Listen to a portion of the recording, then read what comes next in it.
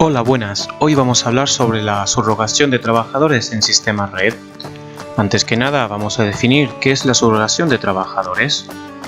En resumidas cuentas, podemos indicar que la subrogación de trabajadores es cuando un trabajador cambia de centro de trabajo o de un código de cuenta a otro. Las características principales de la subrogación de trabajadores podrían ser dos. En un apartado, la relación laboral no se extingue por parte del trabajador y la nueva empresa se hace cargo de los derechos del contrato del trabajador adquiridos en la empresa anterior.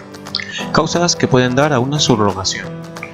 En un primer apartado se daría un caso de sucesión de empresas. También, si lo establece el convenio colectivo. Otra de las causas podrían ser cuando se produce un cambio de titularidad del código de cuenta de cotización e incluso por la imposición de pliegos administrativos. Consecuencias de una subrogación. Podríamos, aparte de que el trabajador cambie del CCC, tampoco recibirá indemnización, dado que la relación laboral no se ha extinguido.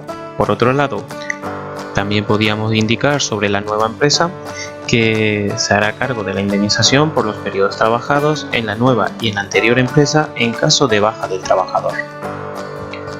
En el siguiente punto te voy a hablar sobre la comunicación de subrogación en sistema red, que en este caso existen dos tipos. Una de ellas es la subrogación entre empresas o grupos de empresas. Esta primera situación se da cuando el trabajador causa un cambio entre la misma empresa o grupos de empresas. Es decir, el titular del CIF o IPF del código de cuenta de cotización es el mismo. Para este caso, la clave de baja será el 54. En relación al alta, se ha de hacer al día siguiente de la baja del trabajador. También el alta del trabajador se ha de hacer con la misma característica del contrato del código de cuenta de cotización anterior. Y por último, se ha de marcar el FIC específico y la fecha de inicio de contrato. El segundo tipo se trata de la subrogación entre diferentes empresas. Se dará cuando la subrogación del trabajador se realice entre diferentes empresas, en la cual el titular del código de cuenta anterior y el nuevo no son el mismo sujeto, es decir, el CIF o el NIF del CCC son distintos. La clave de baja en este caso se utilizará el 55. En relación al alta será la misma situación que se ha comunicado anteriormente, es decir, se ha de hacer al día siguiente de la baja del trabajador, el alta del trabajador se ha de hacer con la misma característica del contrato del código de cuenta anterior, se ha de marcar el FIC específico y la fecha de inicio del contrato. En el siguiente te podemos indicar algunas preguntas frecuentes. Una de ellas podría ser ¿dónde se encuentra el FIC específico?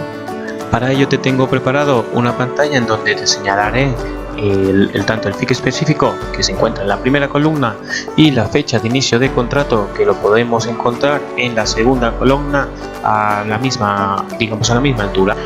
Otra de las preguntas frecuentes podría ser que ¿qué fecha indico la fecha de inicio de contrato? Se deberá comunicar la última variación del contrato que tuviese el código de cuenta anterior o en su defecto se deberá comunicar la fecha de inicio de contrato. Para ello te he creado un breve ejemplo.